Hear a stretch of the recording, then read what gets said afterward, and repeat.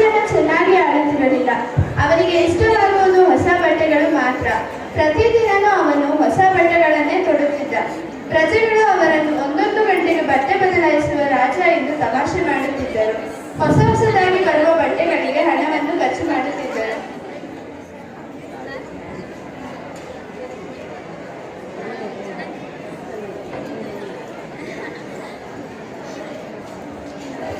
ಏನಿವತ್ತು ರಾಜೇಂದ್ರ ಹೊಸ ಬಟ್ಟೆ ಹಾಕೊಂಡು ಬಂದ್ಬಿಟ್ಟಿದೀಯಾ? 1 ಗಂಟೆಗೆ ಒಂದೊಂದರ ಬಟ್ಟೆ ಹಾಕೊಳ್ಳೋಕೆ ನಾನೇನ್ ಮಹಾರಾಜನ? ನಾವೇನ್ ರಾಜನ್ ತರ ಜವಾಬ್ದಾರಿ ಇಲ್ಲದೆ ಇರ್ತೀವಾ? ರಾಜನಿಗೆ ರಾಜ್ಯದ ಬಗ್ಗೆ ಮತ್ತು ಪ್ರಜೆಗಳ ಬಗ್ಗೆನೇ ಜವಾಬ್ದಾರಿ ಇಲ್ಲ. ನಾವು ನಮ್ಮ ಕುಟುಂಬದ ಬಗ್ಗೆ ಯೋಚನೆ ಮಾಡಬೇಕು. ಆ ರಾಜ ತುಂಬಾ ಸ್ವಾರ್ಥಿ, ಯಾವಾಗ್ಲೂ ಅವನ ಬಗ್ಗೆಲ್ಲೇ ಚಿಂತೆ ಇರ್ತಾನೆ. ಅದರಲ್ಲೂ ಒಂದು ಬಟ್ಟೆಗಳ ಬಗ್ಗೆನೇ ಚಿಂತೆ. ಹೌದೌದು, ಅವನಿಗೆ ಬಟ್ಟೆನೂ ಕೂಡ ಸೆಲೆಕ್ಟ್ ಮಾಡೋಕೆ ಬರುವುದಿಲ್ಲ. ಅಂದ್ರೆ ಪ್ರಜೆಗಳು ಅವನ ಬಟ್ಟೆಗಳ ಬಗ್ಗೆನೇ ಹೊಗಳಬೇಕು ಅಂತಾನೆ ಇರ್ತಾರೆ. ಒಂದು ದಿನ ಬೆಳಗ್ಗೆ ರಾಜ್ಯಕ್ಕೆ 2 ಮೋಸಗಾರರು ಬರುತ್ತಾರೆ.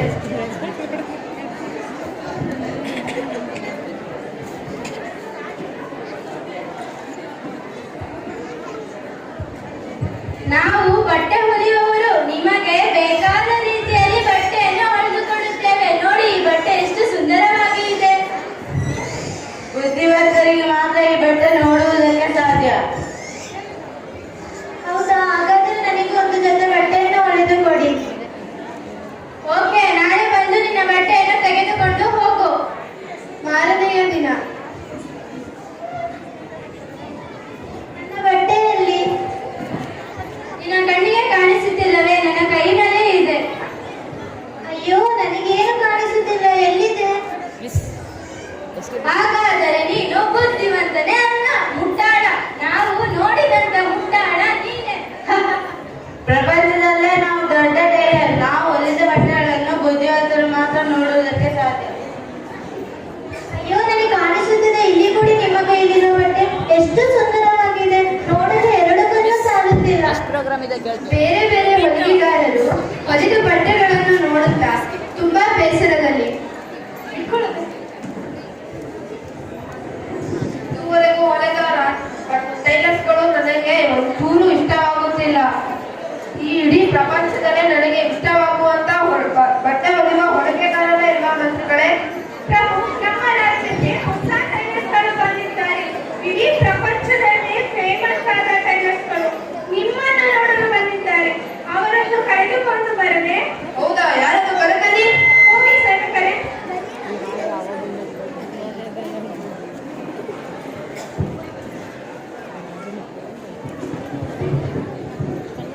ನನಗೆ ಹೊಸ ರೀತಿಯಲ್ಲಿ ಬಟ್ಟೆಗಳನ್ನು ಹೊಲಿದುಕೊಡಬೇಕು. ಆಗಲಿ ಪ್ರಭು, ನಿಮಗೆ ಒಪ್ಪುವಂತ ಬಟ್ಟೆಯನ್ನು ನಾವು ಹೊಲಿದು ಕೊಡುತ್ತೇವೆ. ಪ್ರಪಂಚದಲ್ಲೇ ಇರಬಾರದು ಅಂತ ಅದ್ಭುತವಾದ ಬಟ್ಟೆಗಳನ್ನು ಹೊಲಿದುಕೊಡುತ್ತೇವೆ. ನಿಮ್ಮ ಘನತೆ ಗೌರವವನ್ನು ನಾವು ಎತ್ತಿ ಹಿಡಿಯುತ್ತೇವೆ.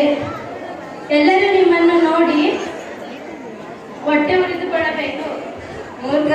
ಆದರೆ ನಾವು ಹೊಲಿಯುವ ಬಟ್ಟೆಗಳಲ್ಲಿ ಇಂಪಾರ್ಟೆಂಟ್ ವಿಷಯಗಳಿವೆ. ಏನದು? ನಾವು ಹೊಲಿಯುವ ಬಟ್ಟೆ ಬುದ್ಧಿವಂತರಿಗೆ ಮಾತ್ರ ಕಾಣುತ್ತದೆ, ಮೂರ್ಖರಿಗೆ ಅದು ಕಾಣಿಸುವುದಿಲ್ಲ. ನಮಗೆ ಬಟ್ಟೆ ಹೊಲಿಯಲು ರೇಷ್ಮೆ ದಾರ, ರೇಷ್ಮೆ ಬಟ್ಟೆ, ಆಭರಣಗಳು ಬೇಕಾಗುತ್ತವೆ. ಇದನ್ನೆಲ್ಲ ನೀವು ನಮಗೆ ಕೊಟ್ಟರೆ ಯಾರು ಈ ರೀತಿಯ ಬಟ್ಟೆ ಹಾಕಿಕೊಂಡಿರಲಿಲ್ಲ ಅಂತ ಬಟ್ಟೆಗಳನ್ನು ಹೊಲಿದುಕೊಡುತ್ತೇವೆ. ನೀವು ಕೇಳಿದ ವಸ್ತುಗಳನ್ನು ನಾನು ತರಿಸಿಕೊಡುತ್ತೇನೆ. ಮಂತ್ರಿಗಳೇ, ಅವರಿಗೆ ಕೊಠಡಿಯ ವ್ಯವಸ್ಥೆಯನ್ನು ಮಾಡಿಕೊಡಿ. ಅವರಿಗೆ ತೊಂದರೆ ಕೊಡಬೇಡಿ. ಆಗಲಿ ಮಹಾಪ್ರಭು.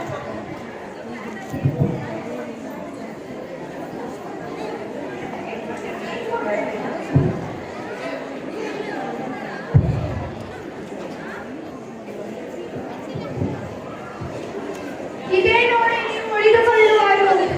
ತಗೊಳ್ಳಿ, ನೀವು ಕೇಳಿದ ರೇಷ್ಮೆ ಬಟ್ಟೆ, ಹಣ, ಆಭರಣ ಎಲ್ಲವೂ ಇದೆ. ಖುಷಿಯಿಂದ ತೆಗೆದುಕೊಳ್ಳುತ್ತಾರೆ. ಮಂತ್ರಿ ಹೋದ ಮೇಲೆ ಹಣ, ಬಟ್ಟೆ, ಆಭರಣಗಳನ್ನು ತಮ್ಮ ಬ್ಯಾಗ್ನಲ್ಲಿ ಇಟ್ಟುಕೊಳ್ಳುತ್ತಾರೆ. ಏನೂ ಕೆಲಸ ಇಲ್ಲದೆ ಸಮಯ ಕಳೆಯುತ್ತಾರೆ. 1 ವಾರದ ನಂತರ ರಾಜ ಮಂತ್ರಿಯನ್ನು ಕರೆದು,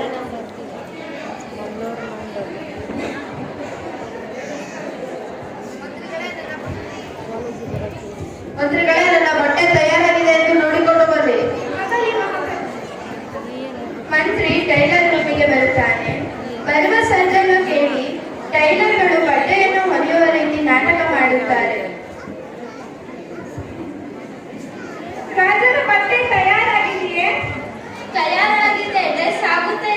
ಎಷ್ಟು ಕಷ್ಟಪಟ್ಟು ಡ್ರೆಸ್ ಮಾಡಿದ್ದೇವೆ ನೋಡಿ. ಇಲ್ಲಿ ನೋಡಿ, ಬನ್ನಿ ನೋಡಿ. ಇದೇನಿದು ಬಟ್ಟೆನೇ ಇಲ್ಲ, ಬಟ್ಟೆ ನೋಡಿ ನೋಡಿ ಅಂತಾರಲ್ಲ. ಹಾಗಾದ್ರೆ ನಾನು ಮೂರ್ಖನ? ನಾನು ಬುದ್ಧಿವಂತ ಅಲ್ಲ ಅಂದ್ರೆ ಇಡೀ ರಾಜ ಹೋಗಿ ನನ್ ಮೂರ್ಖ ಅಂತ ಹೇಳ್ತಾರೆ. ಬೇಡಪ್ಪ, ಚೆನ್ನಾಗಿದೆ ಡಿಸೈನ್ ಅಂತೂ ಬಟ್ಟೆಗಳು ತುಂಬಾ ಚೆನ್ನಾಗಿದೆ. ರಾಜ ನೋಡಿದ್ರೆ ಖುಷಿ ಪಡ್ತಾನೆ, ಫಳ ಫಳ ಹೊಳಿತಿದೆ. ಮಂತ್ರಿ ರಾಜನ ಹತ್ತಿರ ಬರುತ್ತಾನೆ.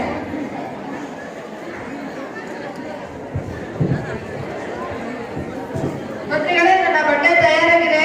ಅದ್ಭುತವಾಗಿ ಪ್ರಭುಗಳೇ, ಆದರೆ ಇನ್ನು 2 ದಿನಗಳ ಕಾಲ ಸಮಯವನ್ನು ಕೇಳುತ್ತಿದ್ದಾರೆ. ಆಗಲಿ. ಕೆಲವು ದಿನಗಳ ನಂತರ ರಾಜ ಸೇವಕರನ್ನು ಕಳಿಸುತ್ತಾನೆ. ಸೇವಕರು ಟೈಲರ್ ಹತ್ತಿರ ಹೋಗುತ್ತಾರೆ. ಸೇವಕರೇ, ನನ್ನ ಬಟ್ಟೆ ತಯಾರಾಗಿದೆ ಎಂದು ನೋಡಿಕೊಂಡು ಬನ್ನಿ.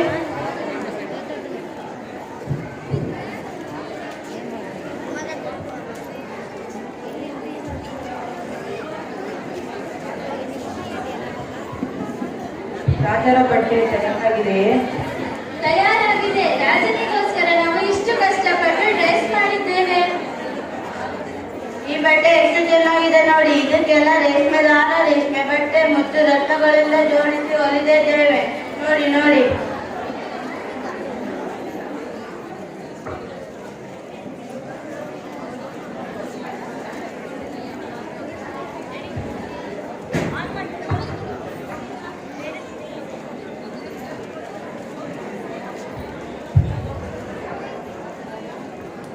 ಅವರು ರೆಡಿ ಮಾಡಿದ ಬಟ್ಟೆ ನಿಮಗೆ ಕಾಣಿಸುತ್ತಾ? ಇಲ್ಲ. ನಾವು ರಾಜನ ಹತ್ತಿರ ಹೋಗಿ ಹೇಳಿದ್ರೆ ನಾವು ಬುದ್ಧಿವಂತಲ್ಲ, ತಲೆದು ಒಂದು ನಮ್ಮನ್ನ ಕೆಲಸದಿಂದ ತೆಗೆದಾಕ್ತಾರೆ. ಹಾಗಾಗಿ ಚೆನ್ನಾಗಿದೆ ಅಂತಾನೆ ಹೇಳೋಣ. ಹೌದು, ಹಾಗೆ ಹೇಳೋಣ.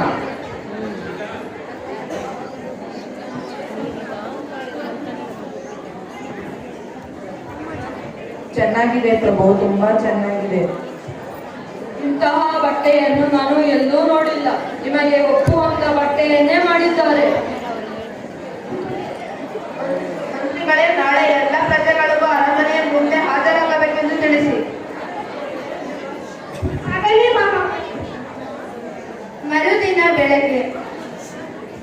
ಮಂತ್ರಿಗಳೇ, ನಾನು ರೆಡಿಯಾಗಬೇಕು. ಟೈಲರ್ಸ್ಗಳ ಹತ್ತಿರ ಹೋಗಿ ನನ್ನ ಬಟ್ಟೆಯನ್ನು ತರಲು ಹೇಳಿ. ಆಗಲಿ ಮಹಾಪ್ರಭು. ರಾಜ ಕುತೂಹಲದಿಂದ ಕಾಯುತ್ತಿದ್ದನು. ಅಷ್ಟರಲ್ಲಿ ಟೈಲರ್ಗಳು ರಾಜನ ಬಳಿ ಬರುತ್ತಾರೆ.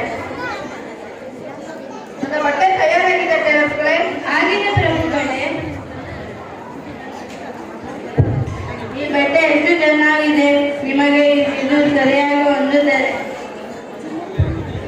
ನಾವು ತಯಾರಿಸಿದ ಬಟ್ಟೆ ನಿಮಗೆ ಇಷ್ಟವಾಯಿತೆ? ಚೆನ್ನಾಗಿ ನೋಡಿ ಹೇಳಿ ಪ್ರಭು. ಇಷ್ಟವಾಯಿತು, ಇಷ್ಟವಾಯಿತು, ತುಂಬಾ ಇಷ್ಟವಾಯಿತು. ತುಂಬಾ ಸಂತೋಷ ಮಹಾರಾಜರೇ. ತಗೊಳ್ಳಿ ಪ್ರಭು, ಈ ಬಟ್ಟೆ ನಿಮಗೆ ಚೆನ್ನಾಗಿ ಸೆಟ್ ಆಗುತ್ತದೆ.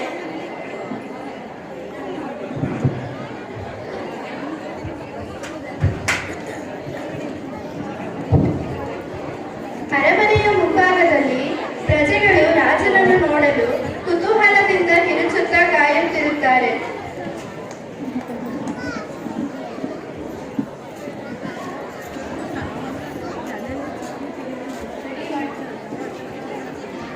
ರಾಜನಿಗೆ ರಾಜನಿಗೆ ರಾಜನಿಗೆ ರಾಜನಿಗೆ ರಾಜನಿಗೆ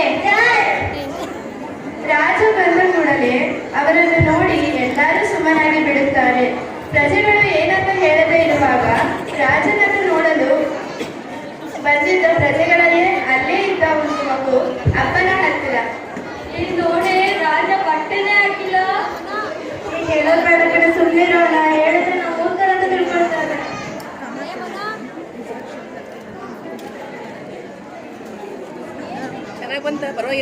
ಅಪ್ಪ, ರಾಜ ಬಟ್ಟೆನೇ ಹಾಕಿಲ್ಲ.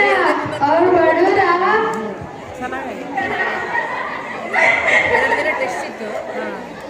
ಇದನ್ನು ಅತ್ತ ರಾಜನು ತನ್ನ ಮೂರ್ಖತನದ ಬಗ್ಗೆ ತಿಳಿದುಕೊಂಡು ಒಳಗೆ ಹೋಗುತ್ತಾನೆ. ಮೋಸಗಾರರು ತಾವು ತೆಗೆದಿಟ್ಟುಕೊಂಡಿದ್ದ ಹಣ, ಬಟ್ಟೆ, ಬಂಗಾರವೆಲ್ಲ ತೆಗೆದುಕೊಂಡು ಓಡಿ ಹೋಗುತ್ತಾರೆ.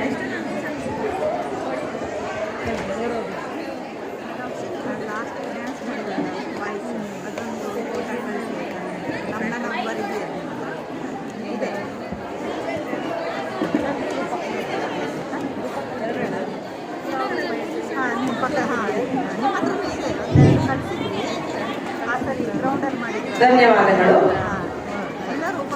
ಮೂರ್ಖ ರಾಜ ಮೂರ್ಖ ಪ್ರಜೆ. ಯಾರನ್ನು ನಾವು ಸುಮ್ಮನೆ ಮೂರ್ಖರನ್ನಾಗಿ ಮಾಡಲು ಸಾಧ್ಯವಿಲ್ಲ.